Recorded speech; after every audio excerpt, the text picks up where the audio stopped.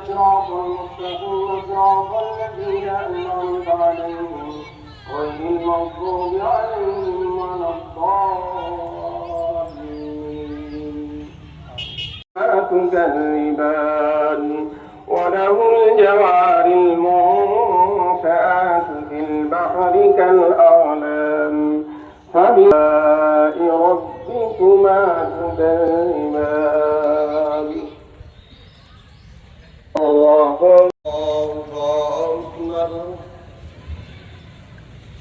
الله أكبر الله أكبر. الحمد لله رب العالمين الرحمن الرحيم مالك يوم الدين إياك نعبد وإياك نستعين اهدنا الصراط المستقيم صراط الذين أنعمت عليهم غير المغضوب عليهم ولا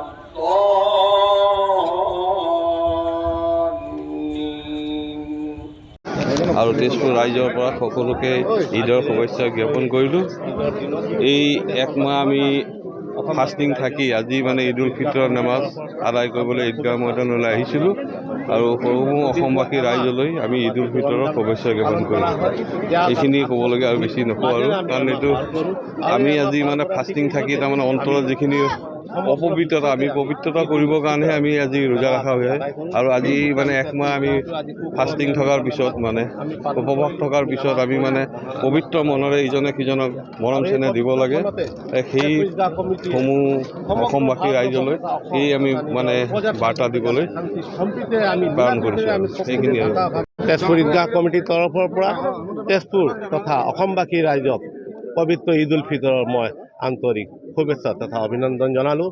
সুদীৰ্ঘ এমাহ আমাৰ যিটো ৰোজা আমি পালন কৰোঁ, এই এমাহ আমি আত্মসংযম আত্মশুদ্ধিৰ মাজেৰে আমি নিজকে আমি গঢ়ি তোলোঁ আৰু এই সুদীৰ্ঘ এমাহ ৰোজা ৰখাৰ ঠিক পিছদিনাখনে সমগ্ৰ বিশ্বতে ঈদৰ নামাজ ঈদ উল ফিতৰৰ নামাজ আদায় কৰা হয়। সেই সূত্ৰে তেজপুৰ ঈদগাহতো আজি সুকলমে ঈদৰ নামাজ আমি পঢ়িলোঁ পালন কৰিলোঁ। তাৰ কাৰণে মহান আল্লাহ তাআলাৰ ওচৰত লাখ লাখ শুক্ৰিয়া।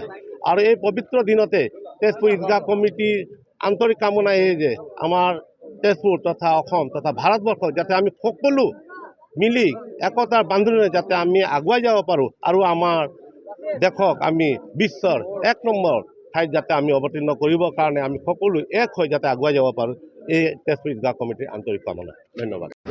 ঈদ উল ফিতৰৰ মহান দিন, এই মহান দিনত আমি ইতিমধ্যে আমাৰ নামাজ সম্পূৰ্ণ কৰিলোঁ আৰু এই পবিত্ৰ দিনত আমাৰ অসমবাসী তথা তেজপুৰবাসী ৰাইজলৈ ঈদৰ শুভেচ্ছা জ্ঞাপন কৰিলোঁ আৰু সকলোৰে মাজত শান্তি সম্প্ৰীতি দেশত সকলো ধৰণৰ মিলা প্ৰীতিৰ ভাৱ বজাই ৰাখক তাৰে কামনা কৰি মই মহান আল্লাহৰ ওচৰত প্ৰাৰ্থনা জনাওঁ।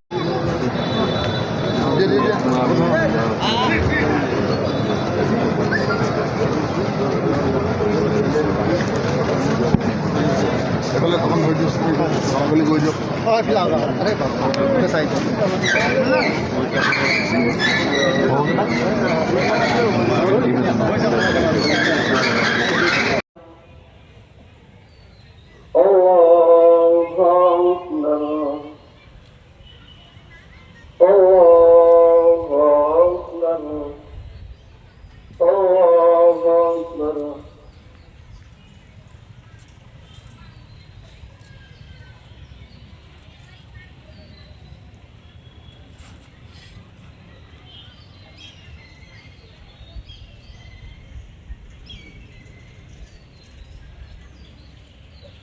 الله لمن حمده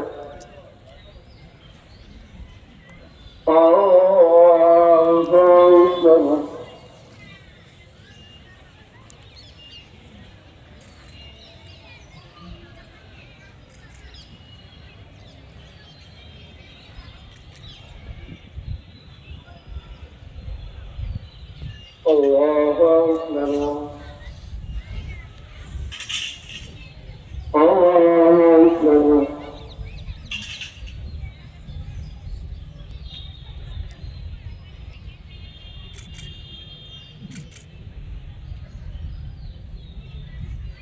रकात की तरीका। दूसरी रकात का जो तरीका है,